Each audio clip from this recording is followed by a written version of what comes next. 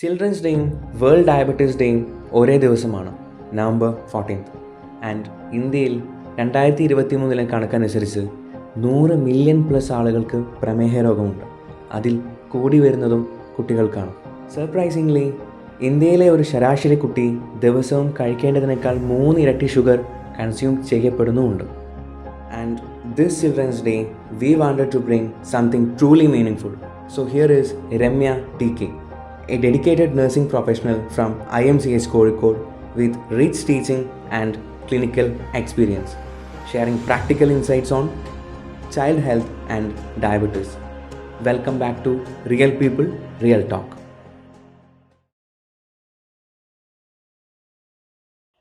മാം, ഈ നഴ്സിംഗിൽ തന്നെ പല പല ബ്രാഞ്ചസ് ഉണ്ടല്ലോ, അതെന്തൊക്കെയാണ്? അല്ലെങ്കിൽ അതിൽ ഈ പീഡിയാട്രിക് നഴ്സിംഗിന് എത്രയാണ് ഇമ്പോർട്ടൻസ് ഉള്ളത്? നഴ്സിംഗിലെ ബ്രാഞ്ചസ് എന്ന് പറയുമ്പോൾ നമുക്ക് മെയിനായിട്ട് നമ്മളെ പീഡിയാട്രിക് നഴ്സിംഗ്, നമ്മളിപ്പം ചൈൽഡ് ഹെൽത്ത് നഴ്സിംഗ് എന്നാണ് അതിന് പറയുന്നത്. കാരണം നമ്മളെ കുട്ടികളുടെ കെയർ. പിന്നെ നമുക്ക് മെഡിക്കൽ സർജിക്കൽ നഴ്സിംഗ് എന്ന് പറഞ്ഞിട്ട് ഒരു അഡൾട്ടിൻ്റെ കെയർ വരുന്നുണ്ട്. അടുത്ത വന്നിട്ട് സൈക്കാട്രിക് പേഷ്യൻറ്റിൻ്റെ കെയറിന് വേണ്ടിയിട്ടുള്ള മെൻ്റൽ ഹെൽത്ത് നഴ്സിംഗ് ഉണ്ട്. പിന്നെ നമുക്ക് ഗൈനക്കോളജിക്കൽ ആൻഡ് ഒബ്സ്റ്ററ്റിക്കൽ നഴ്സിംഗ്, അതായത് ലൈക്ക് പ്രഗ്നൻ്റ് ആൻഡ് റിലേറ്റഡ് ആയിട്ടുള്ളത്. പിന്നെ വന്നിട്ട് കമ്മ്യൂണിറ്റി ഹെൽത്ത് നഴ്സിംഗ്, അത് ജനറൽ പബ്ലിക്കിലുള്ള കെയർ. ഇതാണ് മെയിൻ ആയിട്ടുള്ള 5 ഏരിയാസ് വരുന്നത്. ഇതല്ലാതെ പിന്നെ സബ് ആയിട്ടുള്ള കുറേ വേറെ ഉണ്ട്. മെയിൻ ആയിട്ട് ഇതാണ് ഈ അഞ്ചെണ്ണാണ് വരുന്നത്. അതെ. അപ്പോൾ ഈ പീഡിയാട്രിക് നഴ്സിംഗിന് എന്താണ് ഏറ്റവും ഇമ്പോർട്ടന്റ് പീഡിയാട്രിക് നഴ്സിംഗ്? അങ്ങനെ നമുക്ക് ഏറ്റവും ഇമ്പോർട്ടന്റ് അതൊന്നും പറയാൻ പറ്റില്ല. എല്ലാത്തിനും അതിൻ്റെതായിട്ടുള്ള ഇമ്പോർട്ടൻസ് ഉണ്ട്. പീഡിയാട്രിക്സിലേക്ക് വരുമ്പോൾ ഉള്ള ഒരു ഡിഫറൻസ് എന്താന്ന് വെച്ചിട്ടുണ്ടെങ്കിൽ, നമുക്ക് ഇപ്പോൾ ഒരു അഡൽട്ട് നഴ്സിംഗ് പോലെ പീഡിയാട്രിക് നഴ്സിംഗിനെ അഡൽട്ടിന്റെ ഒരു മിനിയേച്ചർ ആയിട്ട് നമുക്ക് പീഡിയാട്രിക്സിനെ ഒരിക്കലും കാണാൻ പറ്റില്ല. ഈ പീഡിയാട്രിക്സ് എന്ന് പറഞ്ഞാൽ, ഈ ചൈൽഡ് ഹെൽത്ത് നഴ്സിംഗ് എന്ന് പറഞ്ഞാൽ ഈ പീഡിയാട്രിക്സിനെ തന്നെ ഇപ്പം നമുക്ക് കാണുമ്പോൾ എല്ലാം കുട്ടികളായിരിക്കും അല്ലേ. നമ്മൾ ജനിച്ച ഉടനെയുള്ള കുട്ടികളുണ്ട്, പിന്നെ അവൾ വളർന്നു വരുമ്പം അതിനനുസരിച്ചിട്ട്. അപ്പം ഞങ്ങൾ അതിനെ കാറ്റഗറൈസ് ചെയ്തിരിക്കുന്നത് എങ്ങനെയാന്ന് വെച്ചാൽ, നിയോനേറ്റ് എന്ന് പറയുന്ന ഒരു കാറ്റഗറി, ബർത്ത് മുതൽ 28 ഡേയ്സ് വരെയാണ് നമ്മൾ നിയോനേറ്റ് എന്ന് പറയുന്നത്. പിന്നെ 29 ഡേ മുതൽ 1 ഇയർ വരെ നമ്മൾ ഇൻഫൻസി പീരീഡ്, ഇൻഫൻസ് എന്നാണ് അവർ പറയുന്നത്. പിന്നെ 1 to 3 ഇയേഴ്സിനെ നമ്മൾ ടോഡ്ലേഴ്സ് എന്ന് പറയും. 4 to 6 ഇയേഴ്സിനെ നമ്മൾ പ്രീ സ്കൂളേഴ്സ് എന്ന് പറയും. 6 to 12 ഇയേഴ്സിനെ നമ്മൾ സ്കൂളേഴ്സ് എന്ന് പറയും. പിന്നെ 12 ഇയേഴ്സ് എബവ് ആയി കഴിഞ്ഞിട്ടുണ്ടെങ്കിൽ പിന്നെ നമ്മൾ ടീനേജ് ഗ്രൂപ്പിലേക്ക് വരും, അഡോളസെൻസ് ഏജ് ഗ്രൂപ്പിലേക്ക് വരും. അപ്പൊ നമ്മുടെ പീഡിയാട്രിക് നഴ്സിംഗ് എന്ന് പറഞ്ഞാൽ ഇതെല്ലാം കൂടെ ക്ലബ് ചെയ്തിട്ടാണ് നമ്മൾ പീഡിയാട്രിക് നഴ്സിംഗ് എന്ന് പറയുന്നത്. വലിയൊരു വിഷയമാണ് അതൊരു കുറച്ച്, അതായത് ഈവൻ ഇപ്പം അഡൽട്ടിനെ നമ്മൾ കെയർ ചെയ്യുമ്പം നമുക്കിപ്പം വലിയൊരു എന്താ പറയാ, ഇപ്പം നമ്മൾ യൂസ് ചെയ്യുന്ന ഡ്രഗ്സ് ആണെങ്കിലും ഇപ്പം എക്യുപ്മെന്റ്സ് ഇൻസ്ട്രുമെന്റ്സ് ഒക്കെ ആണെങ്കിലും അഡൽട്ടിൽ നമുക്ക് വലിയൊരു ചേഞ്ചസ് വരില്ല. ഇപ്പൊ ഒരു എക്സാമ്പിൾ പറയുകയാണെങ്കിൽ, ഇപ്പോൾ ഒരു ഡ്രഗ് അഡ്മിനിസ്റ്റർ ചെയ്യുകയാണെങ്കിൽ, നമ്മളിപ്പോൾ ഒരു വലിയൊരാൾക്ക് പാരസെറ്റമോൾ എല്ലാവർക്കും അറിയുന്നതാണല്ലോ. പാരസെറ്റമോൾ 500 mg നമുക്ക് ഏത് അഡൽട്ടിന് വേണമെങ്കിലും കൊടുക്കാം അല്ലേ, ആർക്ക് വേണമെങ്കിലും. അലർജിക് അല്ലെങ്കിൽ ആർക്ക് വേണമെങ്കിലും കൊടുക്കാം. പക്ഷേ നമ്മൾ പീഡിയാട്രിക്കിലേക്ക് വരുന്ന സമയത്ത് നമുക്ക് എല്ലാ കുട്ടികൾക്കും ഈ ടാബ്ലറ്റിന്റെ പല ഡോസേജസ് ആയിരിക്കും. നമ്മൾ വെയിറ്റിനനുസരിച്ചിട്ട് ഡോസിന് വ്യത്യാസം ഉണ്ടാകും. ഇപ്പം ചില കുട്ടികൾക്ക് നമുക്ക് 100 mg കൊടുക്കേണ്ടി വരും, ചില കുട്ടികൾക്ക് നമുക്ക് 200 mg ആയിരിക്കും കൊടുക്കുന്നത്. വെയിറ്റിനനുസരിച്ചിട്ട് മാറും. അവരുടെ ഒരു കോപ്പറേഷൻ കിട്ടുക എന്ന് പറയുന്നത് വളരെ എന്താ പറയുക, പ്രയാസമായിട്ടുള്ളൊരു കാര്യമാണ്. ഇപ്പം വലിയൊരാൾക്കാണെങ്കിൽ, ഇപ്പം ഒരു ഇഞ്ചക്ഷൻ വെക്കാനാണെങ്കിൽ അവർ തന്നെ കൈ പിടിച്ചു തരും. പക്ഷെ ഒരു കുട്ടിക്ക് നമുക്ക് അത്ര ഈസി ആയിട്ട് ഇഞ്ചക്ഷൻ കൊടുക്കാൻ പറ്റില്ല. അപ്പോൾ നല്ലൊരു റെസ്ട്രെയിനിങ് ഒക്കെ അവിടെ ചെയ്യേണ്ടി വരും. അപ്പം ആ ഒരു കോപ്പറേഷൻ ഫ്രം ദ ചിൽഡ്രൻ വളരെ എന്താ പറയുക, ഒരു പ്രയാസകരമായിട്ടുള്ളൊരു കാര്യമാണ്. പിന്നെ ചില ഹോസ്പിറ്റൽസിലൊക്കെ ഈവൻ അവിടെ വർക്ക് ചെയ്യുന്ന സ്റ്റാഫിൻ്റെ യൂണിഫോം ഒക്കെ നല്ല കളർഫുൾ കാർട്ടൂൺ പിക്ചേഴ്സ് ഒക്കെ ആയിട്ട് ഇതാക്കാറുണ്ട്. നമുക്കിവിടെ അൺഫോർച്ചുനേറ്റ്ലി അങ്ങനെ ഇല്ല. പക്ഷെ ഞങ്ങളുടെ ഹോസ്പിറ്റലിൽ IMCHൽ നമുക്ക് മുസ്കാൻ എന്ന് പറഞ്ഞിട്ടുള്ള ഒരു ഇനിഷ്യേറ്റീവ് ഉണ്ട്, ഒരു NHM ഇതാണ്. അപ്പോൾ മുസ്കാൻ എന്ന് പറഞ്ഞാൽ കെയർ ഓഫ് ചിൽഡ്രൻ ആണ്, കുട്ടികൾക്ക് വേണ്ടിയിട്ടുള്ള ഒരു ഇതാണത്. അപ്പോൾ അതിൽ നമുക്ക് നമ്മളെന്താ വെച്ചാൽ, നമുക്ക് വാർഡില് കാർട്ടൂൺ പിക്ചേഴ്സ്, കളർഫുൾ ആയിട്ടുള്ള പിക്ചേഴ്സ് അതേപോലെ ആക്കും. അപ്പൊ അവരുടെ പിന്നെ നമ്മുടെ ബെഡ്ഷീറ്റ്സ് എല്ലാം അവർക്ക് ഇഷ്ടപ്പെട്ട കാർട്ടൂൺ ഒക്കെ ആയിട്ടുള്ളത്, അങ്ങനത്തെ ബെഡ്ഷീറ്റ്സ്. പിന്നെ ഈവൻ സ്റ്റാഫിന്റെ യൂണിഫോം പോലും ഈ ഇങ്ങനത്തെ കാർട്ടൂൺ. അപ്പൊ അവരുടെ ആ ഒരു ഇത് കുറയ്ക്കാനായിട്ട്, പേടി പോകാനായിട്ട്, ആ ഒരു ഫ്രണ്ട്ഷിപ്പിലേക്ക് വരുത്താൻ വേണ്ടിയിട്ട് അങ്ങനെ ഇവർക്ക് യൂസ് ചെയ്യുന്ന എക്യുപ്മെൻസും ഇൻസ്ട്രുമെൻസും എല്ലാം തന്നെ ഓരോ ഏജ് ഗ്രൂപ്പിനും നമുക്ക് ഓരോരോ ഇത് വേണം യൂസ് ചെയ്യാൻ. അപ്പോൾ അത് നമുക്ക് വലിയൊരു ചലഞ്ചാണ്. നമ്മുടെ കയ്യിൽ ഇപ്പോൾ ആ ഒരു പർട്ടിക്കുലർ ഏജ് ഗ്രൂപ്പിന് യൂസ് ചെയ്യേണ്ട ആ ഒരു ഇതില്ലെങ്കിൽ നമുക്ക് അവിടെ ഒരു സ്ട്രെസ്ഫുൾ സിറ്റുവേഷൻ ആയിരിക്കും. അപ്പം അത് അഡൽട്ടിൽ നമുക്ക് വരുമ്പോൾ വലിയ പ്രശ്നം വരുന്നില്ല. എല്ലാവർക്കും ഒരേ ഇത് തന്നെയാണല്ലോ യൂസ് ചെയ്യുന്നത്. അതൊരു കുറച്ചു കാലം മുന്നേ വരെ ഈ ഫാറ്റി ആയിട്ടുള്ള ആൾക്കാർ അല്ലെങ്കിൽ കുറച്ച് ഏജ് ആയിട്ടുള്ള ആൾക്കാർ ഇവർക്കൊക്കെയാണ് നമ്മൾ ഈ ഡയബറ്റീസ് കണ്ടുവരുന്നത്. പക്ഷേ ഇപ്പോഴത്തെ ഒരു റിസൾട്ട്സ് ഒക്കെ നോക്കിക്കഴിഞ്ഞാൽ അധികം കുട്ടികൾക്കും ഇത് കണ്ടുവരുന്നുണ്ട്. എന്തൊക്കെയായിരിക്കും അതിൻ്റെ കാരണങ്ങൾ അല്ലെങ്കിൽ അതിൻ്റെ പ്രശ്നങ്ങളൊക്കെ എന്തൊക്കെയായിരിക്കും? നമ്മളൊന്ന് എക്സ്പ്ലെയിൻ ചെയ്യാം. ഈ കുട്ടികൾക്കുള്ള ഡയബറ്റീസ് എന്ന് പറയുന്നത് മെയിനായിട്ട് ഈ ഡയബറ്റീസ് നമുക്കിപ്പോൾ അഡൽട്ട് ഡയബറ്റീസ് ആണെങ്കിലും കുട്ടികൾക്ക് വരുന്നതിന് നമ്മൾ ജുവനൈൽ ഡയബറ്റീസ് എന്ന് പറയാറുണ്ട്. ജുവനൈൽ ഡയബറ്റീസ് എന്ന് പറയുന്നുണ്ട്. അപ്പം ഈ ജുവനൈൽ ഡയബറ്റീസിന്റെ മെയിൻ ആയിട്ടുള്ള കോസ് എന്ന് പറയുന്നത് പാൻക്രിയാസിലെ ബീറ്റാ സെൽസ്, അതാണ് നമ്മളെ ഇൻസുലിൻ പ്രൊഡ്യൂസ് ചെയ്യുന്നത്. ഇവർക്ക് ഇൻസുലിൻ പ്രൊഡ്യൂസിങ് ആയിട്ടുള്ള ബീറ്റാ സെൽസ് ഒന്നുകിൽ വളരെ കുറവായിരിക്കും അല്ലെങ്കിൽ ഒട്ടും ഉണ്ടാവില്ല. അപ്പോൾ ഇൻസുലിൻ പ്രൊഡക്ഷൻ ഇവരുടെ ബോഡിയിൽ ഒട്ടുമേ നടക്കുന്നില്ല. അപ്പം അങ്ങനെ ഒട്ടും ഇൻസുലിൻ പ്രൊഡക്ഷൻ നടക്കാതിരിക്കുന്ന സമയത്ത് എന്ത് സംഭവിക്കും വെച്ചാൽ ഇവർക്ക് എക്സ്റ്റേണലി നമുക്ക് ഇൻസുലിൻ കൊടുക്കുക എന്നുള്ളത് മാത്രമാണ് ഇതിൻ്റെ ഒരു ട്രീറ്റ്മെന്റ് ഓപ്ഷൻ. അപ്പം നിങ്ങൾ അഡൽട്ടിൽ ചിലപ്പോൾ നിങ്ങൾ കണ്ടിട്ടുണ്ടാകും ഓറൽ ഇത് ഹൈപ്പോഗ്ലൈസമിക് ടാബ്ലറ്റ്സ് എടുക്കുന്നുണ്ട്. പിന്നെ കുറച്ച് ലേറ്റർ സ്റ്റേജിലേക്ക് അവർ ഇൻസുലിനും എടുക്കുന്നുണ്ട്.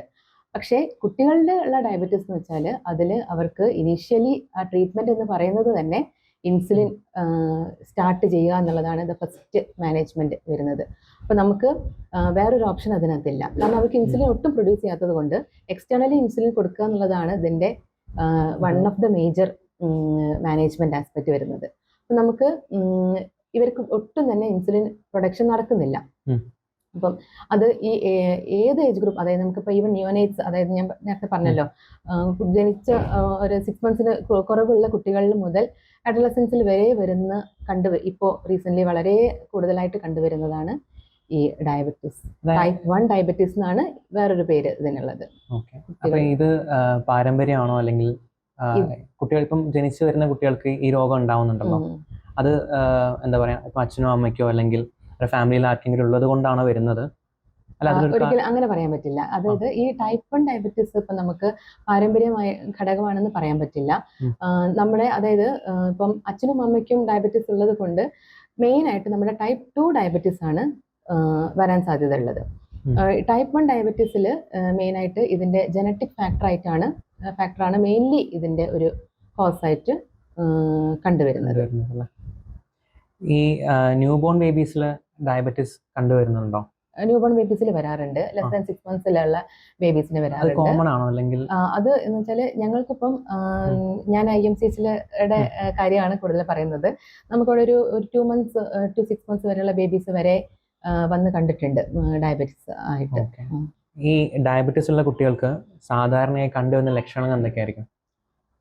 ഡയബറ്റീസിന്റെ മേജർ ആയിട്ടുള്ള ലക്ഷണങ്ങൾ എന്ന് പറയുന്നത് ഒന്ന്, നമുക്ക് ഈ കുട്ടികൾക്ക് ഇൻസുലിൻ പ്രൊഡക്ഷൻ ഒട്ടും നടക്കുന്നില്ല എന്ന് പറഞ്ഞല്ലോ, അത് റിലേറ്റഡ് ആയിട്ടുള്ള ക്ലിനിക്കൽ മാനിഫെസ്റ്റേഷൻസ് ആണ് ഇവർക്ക് വരുന്നത്. അപ്പം മെയിനായിട്ട് ഇവർക്ക് പോളി യൂറിയ എന്ന് പറയും, നന്നായിട്ട് മൂത്രം ഒരുപാട് തവണ മൂത്രമൊഴിക്കുക. പിന്നെ ഇപ്പോൾ സ്കൂൾ ഗോയിങ് കുട്ടികളാണെങ്കിൽ അവർക്ക് ഓൾറെഡി ആ ബെഡ് വെറ്റിംഗ് സ്വഭാവം അവർക്ക് മാറിക്കഴിഞ്ഞതായിരിക്കും. പക്ഷെ വീണ്ടും ഈ ഡയബറ്റീസ് ആയി കഴിയുമ്പോൾ ചിലപ്പോൾ അവർ ബെഡ് വെറ്റിംഗ് കാണിച്ചു തുടങ്ങാം. അതാണ് പോളി യൂറിയ എന്ന് പറയുന്നത്. പിന്നെ അപ്പോൾ യൂറിൻ പോകുന്നതിനനുസരിച്ചിട്ട് ഇവർക്ക് വെള്ളം അതിനനുസരിച്ചിട്ട് കുടിക്കേണ്ടി വരും. പോളി ഡിപ്സിയ വരും. പിന്നെ ഭക്ഷണം നന്നായിട്ട് കഴിച്ചെങ്കിൽ പോലും ഇവർക്ക് വെയിറ്റ് ഗെയിൻ അധികം ഉണ്ടാവില്ല, വെയിറ്റ് ലോസ് ആയിരിക്കും കൂടുതൽ ഉണ്ടാകുന്നത്. പിന്നെ ഭയങ്കര ക്ഷീണം ഉണ്ടാകാം, ഒരു തളർച്ച, ക്ഷീണം, ഇതൊക്കെയാണ് ഇനീഷ്യൽ ലക്ഷണങ്ങളായിട്ട് കണ്ടുവരുന്നത്. ഈ കുട്ടികളിൽ കാണപ്പെടുന്ന ഈ ഡയബറ്റീസ് ക്യൂറബിൾ ആണോ? ക്യൂറബിൾ അല്ല എന്നുള്ളതാണ് ഒരു എന്താ പറയാ, വളരെ നമുക്ക്, അതായത് ഈ ഇൻസുലിൻ ഇത് actually insulin dependent diabetes mellitus എന്ന് പറയും. ഇൻസുലിൻ ഡിപ്പെൻഡന്റ് ആണ് ഇവര്. ഇൻസുലിൻ എക്സ്റ്റേണലി നമ്മൾ കൊടുത്തെങ്കിൽ മാത്രമേ ഇവർക്ക് മുന്നോട്ട് പോകാൻ കഴിയുള്ളൂ. അപ്പൊ അതുകൊണ്ട് തന്നെ ഇതിനൊരു ക്യൂർ നമുക്ക് പോസിബിൾ ആയിട്ടില്ല. പക്ഷേ നമുക്ക് അതായത് ഇവര് സ്ട്രിക്റ്റ് ആയിട്ടുള്ള ഒരു ഈ ഇൻസുലിൻ കറക്റ്റ് ആയിട്ട് എടുക്കുക, ഡയറ്റ് ഫോളോ ചെയ്യുക, പിന്നെ എക്സസൈസ് ചെയ്യുക. അപ്പം അങ്ങനെ ഒരു എല്ലാ ഒരു മൾട്ടിറ്റ്യൂഡ് ആയിട്ടുള്ള ഈ ഒരു ഫാക്ടേഴ്സ് വെച്ച് പോയിട്ടുണ്ടെങ്കിൽ ഇവർക്കൊരു ഓൾമോസ്റ്റ് നോർമൽ ലൈഫ് നമുക്ക് കൊണ്ടുപോകാം. പക്ഷെ ഇതിന് ക്യൂർ എന്ന് പറയാൻ നമുക്കിപ്പം അറ്റ് പ്രസന്റ് പറ്റില്ല. എന്തൊക്കെയാണ് അതിൽ വരുന്ന ഫ്യൂച്ചറിൽ വരാൻ സാധ്യതയുള്ള? ഫ്യൂച്ചറിൽ വരാൻ നമുക്ക് വെച്ചാൽ നമുക്ക് അതിൽ ഒരുപാട് റിസർച്ചസ് ഒക്കെ നടക്കുന്നുണ്ട്. അതായത് ഇൻസുലിൻ തന്നെ ഇപ്പം ഇൻജെക്റ്റബിൾ ഫോം ഓഫ് ഇൻസുലിൻ ആണ് നമുക്കിപ്പം അവൈലബിൾ ആയിട്ടുള്ളത്. പക്ഷെ അത് ഓറൽ ഇൻസുലിൻസും പൗഡർഡ് ഫോമിലുള്ള ഇൻസുലിൻസും പിന്നെ ഇൻസുലിൻ സ്പ്രേസ് ഒക്കെ അതിന്റെ റിസർച്ചസ് ഒക്കെ നടക്കുന്നുണ്ട്. അപ്പം ഇൻ ഫ്യൂച്ചർ നമുക്ക് അങ്ങനെ ഒരു ഇത് കിട്ടുവാണെങ്കിൽ ഒരുപാട് കുട്ടികൾക്ക് അത് വളരെ ഹെൽപ്ഫുൾ ആയിരിക്കും. പിന്നെ നമുക്ക് ഈ ഞാൻ പറഞ്ഞല്ലോ ബീറ്റാ സെല്ലിന്റെ ഡിസ്ട്രക്ഷൻ അല്ലെങ്കിൽ ബീറ്റാ സെല്ലിൻ ഇല്ലാത്തത് കാരണം കൊണ്ട് ഈ സ്റ്റെം സെൽ തെറാപ്പി വഴി ബീറ്റാ സെൽസ് ഒക്കെ ക്രിയേറ്റ് ചെയ്തിട്ട് അതൊക്കെ ഇൻ ഫ്യൂച്ചർ നമുക്ക് നടക്കുമെന്ന് പ്രതീക്ഷിക്കാം. മാം, ഒരു ഡൗട്ട്, അതായത് ഇപ്പം ഒരു പ്രഗ്നന്റ് ആയ ലേഡി, അവർക്കിപ്പോൾ ഓൾറെഡി ഡയബറ്റിക് ആണ്. അപ്പൊ അവർക്ക് ജനിക്കാൻ പോകുന്ന കുട്ടിക്ക് ഇതും പകരുമോ, അല്ലെങ്കിൽ അത്?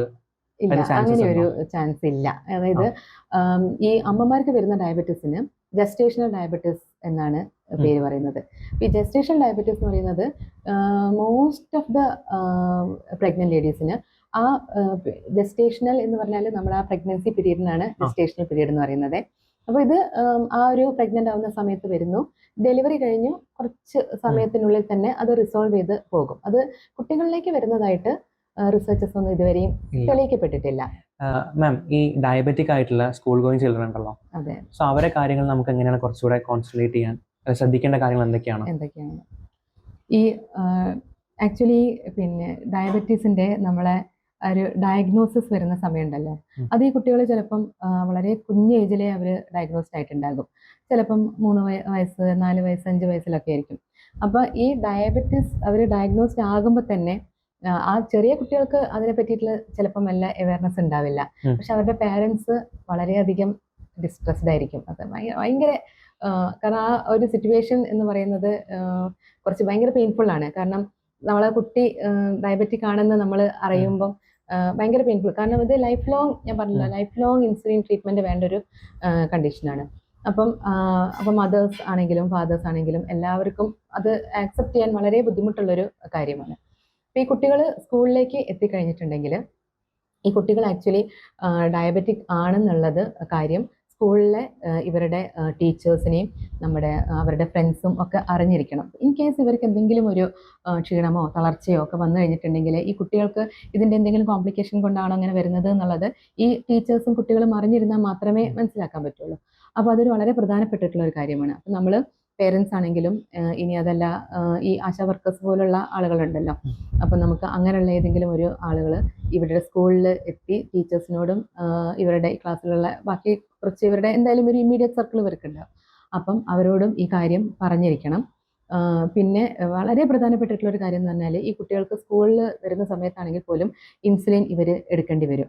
അപ്പം ഇവർക്ക് ഇപ്പം ഇൻസുലിൻ പെന്നായിട്ട് യൂസ് ചെയ്യുകയാണെങ്കിൽ ഇവർക്ക് ഇവരുടെ ബാഗിൽ തന്നെ കൊണ്ടുവന്ന് അത് യൂസ് ചെയ്യാം. ഈ ഇൻസുലിൻ പെന്ന് നമുക്ക് ഫ്രിഡ്ജിൽ വെക്കേണ്ട ആവശ്യം വരുന്നില്ല, നമുക്ക് പുറത്ത് വയ്ക്കാം. പക്ഷെ ഇൻസുലിൻ അല്ലാതെ നമ്മൾ ഇൻജെക്റ്റബിൾ ആയിട്ടുള്ള നമ്മൾ ചെറിയ വയസ്സിനകത്ത് വരുന്നത് ബോട്ടിലിൽ വരുന്നത് അത് നമ്മൾ ഫ്രിഡ്ജിനകത്ത് എന്തായാലും വെക്കണം. കാരണം ഈ പുറത്ത് വെച്ചിട്ടുണ്ടെങ്കിൽ അത് ഡിസ്ട്രോയിഡ് ആയി പോകും. അപ്പം അത് വളരെ പ്രധാനപ്പെട്ടിട്ടുള്ള ഒരു കാര്യമാണ്. അപ്പം ഇവരുടെ ആ ഇൻസുലിൻ ഇവർക്ക് എടുക്കണം എന്നുള്ള, ഇവർക്ക് ഇൻസുലിൻ എടുത്തിട്ട് പിന്നെ ഇവർക്ക് ഒരു സ്കൂളിൽ ആകുമ്പം ഇപ്പൊ ഇവർ മാത്രം ഇങ്ങനെ ഒരു അതായത് ഡിഫറെന്റ് പേഴ്സൺ ആകുമ്പം അവർക്ക് സൈക്കോളജിക്കലി ചിലപ്പോൾ ഭയങ്കര ബുദ്ധിമുട്ട് അതുകൊണ്ട് ഉണ്ടാകാം. ഈവൻ അവരുടെ സ്റ്റഡീസിന് പോലും ചിലപ്പോൾ അത് എഫക്ട് ചെയ്തേക്കാം. അപ്പം നല്ലൊരു കൗൺസിലിംഗ് അവർക്ക് അതിന് വേണം, നല്ലൊരു സപ്പോർട്ട് അവർക്ക് വേണം, ടീച്ചേഴ്സിൻ്റെ അടുത്ത് നിന്നാണെങ്കിലും അവരുടെ ഫ്രണ്ട്സിൻ്റെ അടുത്ത് നിന്നാണെങ്കിലും. അപ്പം അതിന് അവർക്ക് അതായത് ഈ ടീച്ചേഴ്സിനും ഫ്രണ്ട്സിനും ഇതിനെക്കുറിച്ച് നന്നായിട്ടുള്ളൊരു അവയർനെസ് ആദ്യം ഉണ്ടാക്കിയെടുക്കണം. എങ്കിലല്ലേ ഇപ്പം അതിനൊരു നമുക്ക് കെയർ ചെയ്യേണ്ടത് എങ്ങനെയാണെന്ന് പറയാൻ പറ്റുള്ളൂ. അപ്പം നല്ലൊരു സൈക്കോളജിക്കൽ സപ്പോർട്ടും സ്കൂൾ ഗോയിങ് ചിൽഡ്രന് ആവശ്യമായിട്ടുണ്ട്. അപ്പോൾ ഇവർക്ക് ഈ മൾട്ടിപ്പിൾ ടൈംസ് ഇവർക്ക് ബ്ലഡ് ഷുഗർ ചെക്ക് ചെയ്യേണ്ടി വരും, ഇൻസുലിൻ എടുക്കേണ്ടി വരും. ഇതെല്ലാം പെയിൻഫുൾ ആയിട്ടുള്ള കാര്യങ്ങളാണ് അല്ലേ. നമുക്ക് പെയിൻ ഇല്ലാതെ എന്തായാലും ഇത് ചെയ്യാൻ പറ്റില്ല. അപ്പോൾ അത് അത്രയും പെയിൻഫുൾ ആയിട്ടുള്ള ഒരു കാര്യമായതുകൊണ്ട് ഈ ഒരു എന്താ പറയുക ഒരു മൾട്ടിറ്റ്യൂഡ് ഓഫ് കെയർ ആണ് അവിടെ വേണ്ടത്. ഒരു doctor, nurse, then teachers, friends, അപ്പോൾ അങ്ങനെയുള്ള സൈക്കോളജിസ്റ്റ് എല്ലാവരുടെയും ഒരു സപ്പോർട്ട് ഈ കുട്ടികൾക്ക് വളരെ അത്യാവശ്യമായിട്ട് വേണ്ട സർക്കിൾ ഓഫ് കെയർ. അതെ അതെ. പിന്നെ മറ്റൊരു കാര്യം ശ്രദ്ധിക്കേണ്ടതെന്ന് വെച്ചാൽ regular monitoring of blood glucose. അത് ഈ കുട്ടികൾക്ക് വളരെ ഇമ്പോർട്ടൻ്റ് ആയിട്ടുള്ള ഒരു കാര്യമാണ്. ഇവരുടെ ബ്ലഡ് ഗ്ലൂക്കോസ് ഇവർക്ക് നമ്മൾ ഇപ്പോൾ ഹോസ്പിറ്റലിലൊക്കെ ആണെങ്കിൽ നമ്മൾ നഴ്സസ് ഇത് ചെക്ക് ചെയ്ത് കൊടുക്കും. അപ്പം ഇതിൻ്റെ സെൽഫ് കെയർ ഇവരെ പഠിപ്പിക്കുകയും ചെയ്യണം. അതും വളരെ വളരെ വളരെ ഇമ്പോർട്ടൻ്റ് ആയിട്ടുള്ള കാര്യം. കാരണം നമുക്ക് ഒരു ഹോസ്പിറ്റൽ സിറ്റുവേഷൻ അല്ലല്ലോ വീട്ടിലുണ്ടാവുന്നത്. അപ്പോൾ ഇവർക്ക് സെൽഫായിട്ട് ഇവർ ഗ്ലൂക്കോസ് മോണിറ്റർ ചെയ്യേണ്ടി വരും, ഇവർ ഇൻസുലിൻ എടുക്കേണ്ടി വരും. ഈ 2 കാര്യങ്ങൾ ഇവരെ പഠിപ്പിക്കണം. അത് നമ്മൾ ചെയ്യേണ്ട ഒരു കാര്യമാണ്. അത് ആസ് എ നഴ്സസ്, നഴ്സസ് ആണെങ്കിലും ഇപ്പോൾ ഡോക്ടേഴ്സ് ആണെങ്കിലും ഒക്കെ അവർ ഇപ്പോൾ ഒ പിയിലൊക്കെ വരുമ്പോൾ നമ്മൾ പിന്നെ ഇവരെ ഇപ്പോൾ അഡ്മിറ്റഡ് ആയിട്ടുള്ള എല്ലാവരും തന്നെ അഡ്മിഷനിൽ വന്നോളണമെന്നില്ല. അപ്പം ഇവരെ എങ്ങനെയാണ് ഇവർക്ക് ബ്ലഡ് ഷുഗർ മോണിറ്റർ ചെയ്യേണ്ടതെന്നും ഇൻസുലിൻ എങ്ങനെ എടുക്കണം എന്നുള്ളതും ഇവരെ പഠിപ്പിച്ചു കൊടുക്കണം. പിന്നെ എന്താണ് ഇതിൻ്റെ ഇമ്പോർട്ടൻസ്, ബ്ലഡ് ഷുഗർ മോണിറ്റർ ചെയ്ത് അത് കുറയുകയാണെങ്കിൽ നമുക്ക് കുറയുന്നുണ്ടോ കൂടുന്നുണ്ടോ എന്നൊക്കെ നമ്മൾ അറിഞ്ഞിരിക്കണം. അതിനെ ബേസ് ചെയ്തിട്ട് നമുക്ക് ഇൻസുലിൻ എടുക്കേണ്ടതായിട്ടും വരുന്നുണ്ടല്ലോ. അപ്പം ഇതിൻ്റെ ഒരു കറക്റ്റായിട്ട് ഒരു റെക്കോർഡും ഇവർ മെയിൻറ്റെയിൻ ചെയ്യണം. അപ്പം അതൊരു ബുക്കിനകത്ത് തന്നെ ഇവർ ഡേറ്റ് ആൻഡ് ടൈം ഇട്ടിട്ട് ഇവർ എഴുതി വെക്കണം. പിന്നെ നമ്മൾ ഡോക്ടേഴ്സിനെ കാണാൻ പോകുന്ന സമയത്ത് ഈ ഒരു റെക്കോർഡ് നമ്മൾ കയ്യിൽ കരുതുകയും വേണം. അപ്പോൾ അവരുടെ ബ്ലഡ് ഷുഗറിലുള്ള ഫ്ലക്ച്വേഷൻസ് നമുക്ക് മനസ്സിലാക്കാൻ സാധിക്കുകയുള്ളൂ. അപ്പോൾ അത് വളരെ ഇമ്പോർട്ടൻ്റ് ആയ കാര്യമാണ്. പിന്നെ നമുക്ക് ഈ ഇൻസുലിൻ ഞാൻ പറഞ്ഞില്ലേ, ഇവർക്ക് ഡെയിലി 2 തവണ അല്ലെങ്കിൽ 3 തവണയൊക്കെ ഇൻസുലിൻ എടുക്കേണ്ടതായിട്ട് വരും. അപ്പം എവിടെയൊക്കെ ഇൻസുലിൻ എടുക്കാം എന്നുള്ളത് പഠിപ്പിച്ചു കൊടുക്കണം. അതായത് നമുക്ക് യൂഷ്വലി നമ്മൾ ഇൻസുലിൻ എടുക്കുന്നത് ഞാൻ പറഞ്ഞു സബ്ക്യൂട്ടേനിയസ് ടിഷ്യൂവിലാണ് ഇത് എടുക്കുന്നത്, നമ്മുടെ സ്കിന്നിൻ്റെ ജസ്റ്റ് താഴെയുള്ള.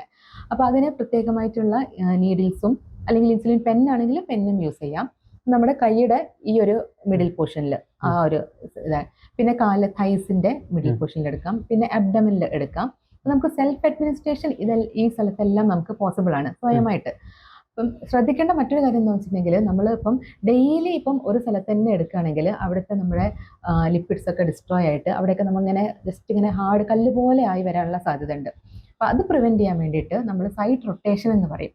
അപ്പം നമ്മൾ രാവിലെ ലെഫ്റ്റ് ഹാൻഡിലാണ് എടുത്തതെങ്കിൽ നമുക്ക് നെക്സ്റ്റ് ടൈം കാലിലെടുക്കാം, നെക്സ്റ്റ് റൈറ്റ് കാലിലെടുക്കാം, അങ്ങനെ സൈഡ് റൊട്ടേഷൻ. അപ്പോൾ ഈ സൈഡ് റൊട്ടേഷൻ ചെയ്യുന്നത് കൊണ്ട് ഇവർക്ക് ഈ ഒരു കോംപ്ലിക്കേഷൻ നമുക്ക് ഒഴിവാക്കാൻ പറ്റും. അപ്പോൾ അതും നമ്മൾ പഠിപ്പിച്ചു കൊടുക്കണം. അപ്പം നമുക്ക് ഇവരുടെ ഈ ഒരു എന്താ പറയുക, ഈ home care management of diabetes എന്ന് പറയുന്നത് ഒരുപാട് കാര്യങ്ങൾ പഠിപ്പിച്ചു കൊടുക്കാനുള്ളതാണ്. ഇൻസുലിൻ എങ്ങനെ സ്റ്റോർ ചെയ്യണം, എങ്ങനെയാണ് ബ്ലഡ് ഷുഗർ മോണിറ്റർ ചെയ്യേണ്ടത്, ഇത് പിന്നെ സൈഡ് റൊട്ടേഷൻ ഞാനിപ്പോൾ പറഞ്ഞില്ലേ, ആ സൈഡ് റൊട്ടേഷൻ നമ്മളെങ്ങനെ ചെയ്യണം, ഇതിൻ്റെ കോംപ്ലിക്കേഷൻസ് നമ്മളെങ്ങനെ കണ്ടുപിടിക്കണം. അതായത് ഇവർക്ക് വരുന്ന ഈ ലക്ഷണങ്ങളായിരിക്കും ഇവർ കാണിക്കുന്നത്. അപ്പോൾ ഇവർ കോംപ്ലിക്കേഷൻസിലേക്ക് പോകുന്നുണ്ടോ എന്നുള്ളത്, അത് കോംപ്ലിക്കേഷൻസിലേക്കാണ് പോകുന്നത് എന്നുള്ളത് ഇവരെ അറിയണമല്ലോ. അപ്പം അതെന്താണെന്ന് പറഞ്ഞു കൊടുക്കണം. പിന്നെ സ്കൂൾ ഗോയിങ് ചിൽഡ്രൻ ആണെങ്കിൽ അവർക്ക് പിന്നെ ഈ ഇൻസുലിൻ കൊണ്ടുപോകുക, സ്കൂളിലേക്ക് കൊണ്ടുപോകുന്നത്, ഇതെല്ലാം നമ്മളെ ഈ ടീച്ചിങ് വരുന്നതാണ് ഇത്. ഈ ടൈപ്പ് 1 ഡയബറ്റീസ് ഉള്ള കുട്ടികൾ നമ്മൾ വേറൊരു കാര്യം ശ്രദ്ധിക്കേണ്ടതെന്ന് വെച്ചാൽ ഇവരിപ്പം കുറച്ചൊരു ലോങ് ജേണിക്ക് പോവുകയാണ്. ഇപ്പോൾ ഒരു ടൂർ പോവുക അല്ലെങ്കിൽ പുറത്തേക്ക് പോവുകയാണ്. എസ്പെഷ്യലി ടൂറിനാകുമ്പോൾ ആരെങ്കിലുമൊക്കെ കൂടെ ഉണ്ടാകും. ഇപ്പോൾ ഒരു ഒറ്റയ്ക്ക് പുറത്തേക്ക് പോകുന്ന സമയത്ത് ഒരു ID ബാൻഡ് കയ്യിൽ കരുതുന്നതോ അല്ലെങ്കിൽ കഴുത്തിലിടുന്നതോ ഒക്കെ വളരെ നല്ലതായിരിക്കും. കാരണം ഈ ഒരു കാർഡിനകത്ത് ഇവരുടെ പേരും അതായത് ഇവർ ടൈപ്പ് 1 ഡയബറ്റിക് ആയിട്ടുള്ള ഒരു പേഷ്യൻ്റ് ആണെന്നും പിന്നെ ഇവർ ഇൻസുലിൻ എടുക്കുന്നതാണെന്നും പിന്നെ ഇവരുടെ ഒരു കോണ്ടാക്ട് നമ്പേഴ്സ്, അതായത് ചിലപ്പം ഈ കുട്ടികൾ ബോധമില്ലാതെ വീണ് കിടക്കുന്നതായിരിക്കും കാണുന്നത്. അപ്പം ഈ വരുന്ന ആളുകളൊക്കെ വന്നു കൂടുകയാണെങ്കിൽ ഈ ഒരു ID കാർഡ് വെച്ചിട്ടുണ്ടെങ്കിൽ അവർക്ക് പെട്ടെന്ന് ഐഡന്റിഫൈ ചെയ്യാൻ പറ്റും. ഇനിയിപ്പോൾ ഇവരെ ഹോസ്പിറ്റലിൽ കൊണ്ടുപോവുകയാണെങ്കിലും അവിടുത്തെ ഡോക്ടേഴ്സിനാണെങ്കിലും ഇത് കണ്ട് ഈ കുട്ടികൾക്ക് ഇതാണ് ആയിരിക്കാം, ഇത് കോംപ്ലിക്കേഷൻ വന്നതായിരിക്കാം എന്ന് മനസ്സിലാക്കിയിട്ട് അവർക്ക് പെട്ടെന്നൊരു ട്രീറ്റ്മെന്റ് ആൻഡ് കെയർ കൊടുക്കാനായിട്ട് സാധിക്കും. അപ്പോൾ അത് അപ്പോൾ ഈ ഒരു അവയർനെസ് ഒക്കെ നമ്മൾ കൊടുത്തിരിക്കണം. ഇത് പലർക്കും അറിയില്ല. കാരണം പുറത്തേക്ക് പോകുന്ന സമയത്ത് പിന്നെ ഈ ഇൻസുലിൻ കയ്യിലെടുക്കേണ്ടത്, ഇൻസുലിൻ്റെ പിന്നെ ഇപ്പോൾ ഒരു 2-3 ദിവസം നമ്മൾ പുറത്തേക്ക് സ്റ്റേ ചെയ്ത് പോവുകയാണെങ്കിൽ ഇൻസുലിൻ കയ്യിൽ എടുക്കണം. കാരണം ഇൻസുലിൻ ഇല്ലാതെ ഇവർക്ക് പറ്റില്ല. ആക്ച്വലി നമ്മുടെ ഇൻസുലിൻ എന്ന് പറയുന്നത് ഇവർക്കൊരു ഓക്സിജൻ പോലെ തന്നെയാണ്. നമുക്ക് ഓക്സിജൻ എങ്ങനെയാണോ ഇമ്പോർട്ടൻ്റ് ആയിട്ടുള്ളത്, ഈ ഡയബറ്റിക് പേഷ്യൻസിന് ഇൻസുലിൻ എന്ന് പറയുന്നത് ഇറ്റ്സ് ഇക്വലന്റ് ടു ഓക്സിജൻ. അപ്പോൾ അത് അവരെപ്പോഴും കൂടെ കരുതണം. എസ്പെഷ്യലി പുറത്ത് പോകുമ്പോൾ. മാം, ഈ ഇൻസുലിൻ നമ്മൾ ട്രാവൽ ചെയ്യുന്ന സമയത്ത് കൊണ്ടുപോകണമല്ലോ, അപ്പോൾ ഇവർ ഇതെങ്ങനെയാണ് സൂക്ഷിക്കേണ്ടത്? അല്ലെങ്കിൽ ഇൻ കേസ് ഇനിയിപ്പോൾ അത് തീർന്നു പോയി, അത് നഷ്ടപ്പെട്ടു പോയി, അപ്പോൾ ആ സിറ്റുവേഷൻ ഇവർ എങ്ങനെയായിരിക്കും ഹാൻഡിൽ ചെയ്യുക, അല്ലെങ്കിൽ എങ്ങനെയാണ് പ്രിക്കോഷൻസ്? ഞാൻ നേരത്തെ പറഞ്ഞു ഇൻസുലിൻ എന്ന് പറയുന്നത് ഒരു ഓക്സിജൻ പോലെ തന്നെയാണെന്ന്. അപ്പം ഇൻസുലിൻ ഒരു കാരണവശാലും മറക്കാതെ കയ്യിൽ കരുതുക എന്നുള്ളതാണ് ഫസ്റ്റ് ഓപ്ഷൻ വന്നിട്ട്. അപ്പം അത് ഇപ്പം ഇൻസുലിൻ പെൻസ് ആണെങ്കിൽ ഞാൻ പറഞ്ഞു അത് നമ്മൾ റെഫ്രിജറേറ്ററിൽ സൂക്ഷിച്ച് വെക്കേണ്ട ആവശ്യം വരുന്നില്ല. പക്ഷേ ബോട്ടിലുള്ള ഇൻസുലിൻ ആണെങ്കിൽ നിർബന്ധമായിട്ട് നമ്മളത് കോൾഡ് ടെമ്പറേച്ചറിലാണ് വെക്കേണ്ടത്. കാരണം ഹീറ്റ് ഇൻസുലിനെ ഡിസ്ട്രോയ് ചെയ്യും. അപ്പം നമുക്കിപ്പം റെഫ്രിജറേറ്റർ അവൈലബിൾ അല്ലാത്തൊരു കേസിലാണെങ്കിൽ ഇതൊരു പ്ലാസ്റ്റിക് കവറിനകത്ത് ഇൻസുലിൻ ഇട്ടിട്ട് ഒരു ഐസ് ബോക്സ് ഇല്ലേ, നമ്മൾ ഈ തെർമോക്കോൾ ബോക്സിൽ ഐസ് വെച്ചിട്ട് അതിനകത്ത് നമുക്ക് കുറച്ച് സമയം വരെ നമുക്ക് എന്താണെങ്കിലും ആ തണുപ്പ് അങ്ങനെ മെയിൻറ്റെയിൻ ചെയ്യാൻ പറ്റില്ല. അങ്ങനെ നമുക്ക് സൂക്ഷിച്ചു വെക്കാം. പിന്നെ ഇൻസുലിൻ അഥവാ ഇവർക്ക് കിട്ടിയില്ലെങ്കിൽ ഇവർക്ക് വരാവുന്ന കോംപ്ലിക്കേഷൻ എന്ന് പറയുന്നത് അതായത് ഡയബറ്റീസിന്റെ കോംപ്ലിക്കേഷൻസ്, പെട്ടെന്ന് ഉണ്ടാവുന്ന കോംപ്ലിക്കേഷൻസ് ഉണ്ട്. അതായത് അക്യൂട്ട് കോംപ്ലിക്കേഷൻസ് എന്ന് പറയും. അതിൽ നമുക്ക് ഈ ഷുഗർ പെട്ടെന്ന് കുറഞ്ഞു പോകുന്ന ഒരവസ്ഥ, ഹൈപ്പോഗ്ലൈസീമിയ, അങ്ങനെ അത് വരാം ഇവർക്ക്. പിന്നെ എക്സസീവ് ഷുഗർ ആയി പോകുന്ന അവസ്ഥ, ഡയബറ്റിക് കീറ്റോസിഡോസിസ് എന്ന് പറഞ്ഞൊരു അവസ്ഥ ഉണ്ട്. ഇതൊക്കെ കോംപ്ലിക്കേഷൻസ് വരുന്നതാണ്. ഇതൊക്കെ ഇമ്മീഡിയറ്റ് ആയിട്ടുള്ള, അതായത് അക്യൂട്ട് കോംപ്ലിക്കേഷൻസ് എന്ന് പറയും, പെട്ടെന്ന് വരുന്ന കോംപ്ലിക്കേഷൻസ്. ഇത് നമുക്ക് ഷുഗർ കുറഞ്ഞു പോകുന്ന അവസരത്തിലാണെങ്കിൽ ഈ ഞാനിപ്പോൾ പറഞ്ഞില്ലേ, പുറത്ത് പോകുന്ന സമയത്ത് നമ്മൾ എന്തെങ്കിലും ഒരു ഷുഗർ ആയിട്ടുള്ള ഒരു ഐറ്റം കയ്യിൽ കരുതുക. നിങ്ങൾ ചിലപ്പം കണ്ടിട്ടുണ്ടാകും ഈ കുറച്ച് പ്രായമായിട്ടുള്ള ആളുകളൊക്കെ കയ്യിൽ മിഠായി കരുതുന്നത്. അതേപോലെയുള്ള ഷുഗർ കുറഞ്ഞു പോകുന്ന അവസരത്തിലാണെങ്കിൽ ഇവർക്ക് ഭയങ്കര സ്വെറ്റിംഗ് വരും, ഭയങ്കര ക്ഷീണം വരും. അതൊക്കെ ആയിരിക്കും ഈ ഹൈപ്പോഗ്ലൈസീമിയ, ഷുഗർ കുറഞ്ഞു പോകുന്ന അവസ്ഥയുടെ. അപ്പം പെട്ടെന്ന് നമ്മളൊരു എന്തെങ്കിലും ഒരു ഗ്ലൈസീമിക് ഏജന്റ്, എന്തെങ്കിലും ഒരു മിഠായിയോ അങ്ങനെ എന്തെങ്കിലും ഒക്കെ കഴിച്ചിട്ട് ആ ഷുഗർ കൂട്ടുക. ഷുഗർ കൂടിപ്പോകുന്ന അവസ്ഥയിലും എന്ന് വെച്ചാൽ അവർ പെട്ടെന്ന് അവർ ബോധമില്ലാതെ വീഴും, പിന്നെ ഭയങ്കര വൊമിറ്റിങ് അങ്ങനത്തെ കാര്യങ്ങളൊക്കെ വരും. അപ്പം അങ്ങനെ ഒരു ആ ഒരു ഇതിൽ ഡയബറ്റിക് കീറ്റോസിഡോസിസ് സ്റ്റേജിലേക്ക് എത്തിയിട്ടുണ്ടെങ്കിൽ നമുക്ക് പിന്നെ ഹോം കെയർ മാനേജ്മെന്റ് ഒട്ടും പറ്റില്ല. അവരെ എത്രയും പെട്ടെന്ന് ഹോസ്പിറ്റലിൽ എത്തിക്കുക. ഹോസ്പിറ്റലിൽ എത്തിച്ചിട്ട് ഉള്ള കെയറാണ് കൊടുക്കേണ്ടത്. അവർക്ക് ഇൻസുലിൻ ചിലപ്പം നമ്മൾ സാധാരണ കൊടുക്കുന്ന ഇൻസുലിൻ എന്ന് പറഞ്ഞാൽ സബ്ക്യൂട്ടേനിയസ്, നമ്മുടെ ഈ സ്കിന്നിന്റെ ജസ്റ്റ് താഴെയുള്ള സബ്ക്യൂട്ടേനിയസ് ടിഷ്യൂലേക്ക് ഇഞ്ചെക്ട് ചെയ്യുന്നതാണ്. അവർക്ക് ചിലപ്പോൾ അതുകൊണ്ട് നമുക്ക് ഇൻസുലിൻ കൊടുത്തിട്ടുണ്ടെങ്കിൽ നമ്മുടെ ഷുഗർ കുറയ്ക്കാൻ പറ്റില്ല. അപ്പോൾ ആ സമയത്ത് നമ്മൾ ഇൻട്രാവീനസ്ലി, അതായത് നമ്മൾ വെയിനിലൂടെ ഒരു ഇൻഫ്യൂഷനൊക്കെ ആയിട്ട് ഇൻസുലിനൊക്കെ കൊടുക്കേണ്ടി വരും. അപ്പോൾ അത് നമുക്കൊരു ഹോസ്പിറ്റൽ സിറ്റുവേഷനിൽ മാത്രമേ കൊടുക്കാൻ പറ്റുള്ളൂ. അപ്പം കോംപ്ലിക്കേഷനിലേക്ക് എത്തുന്നത് വരെ കാത്തു നിൽക്കാതെ എത്രയും പെട്ടെന്ന് അവരെ ഹോസ്പിറ്റലൈസ് ചെയ്യുക എന്നുള്ളതാണ് ഏറ്റവും ഇമ്പോർട്ടൻ്റ് ആയിട്ടുള്ള ഒരു കാര്യം. അപ്പം ഈ ഒരു ID കാർഡൊക്കെ നമ്മൾ അവരുടെ കഴുത്തിൽ അല്ലെങ്കിൽ അവർക്ക് കയ്യിൽ അങ്ങനെ ഒരു സാധനം ഉണ്ടെങ്കിൽ അവർക്ക് നമ്മളെ പെട്ടെന്ന് ഹോസ്പിറ്റലിൽ എത്തിച്ചിട്ട് അവരുടെ ആ ഒരു ലൈഫ് നമുക്ക് സേവ് ചെയ്യാൻ പറ്റും. മാം, ഈ ഡയബറ്റീസ് ഉള്ള മുതിർന്നവർ ഫോളോ ചെയ്യുന്ന ആ ഒരു ഡയറ്റ് പ്ലാൻ അല്ലെങ്കിൽ ഫുഡ് തന്നെയാണോ ഈ കുട്ടികളും ഫോളോ ചെയ്യേണ്ടത്? അതായത് ഈ കുട്ടികൾക്ക് നമുക്കൊരു ഡയബറ്റിക് ഡയറ്റ് എന്ന് പറഞ്ഞിട്ടൊരു ഡയറ്റ് ഇല്ല. കാരണം കുട്ടികൾ വെച്ചാൽ അവർ ഗ്രോയിങ് ഏജിലുള്ള സ്റ്റേജിൽ. അപ്പം അവർക്ക് നമ്മൾ കൊടുക്കേണ്ടത് ഹെൽത്തി ഫുഡ് കൊടുക്കണം.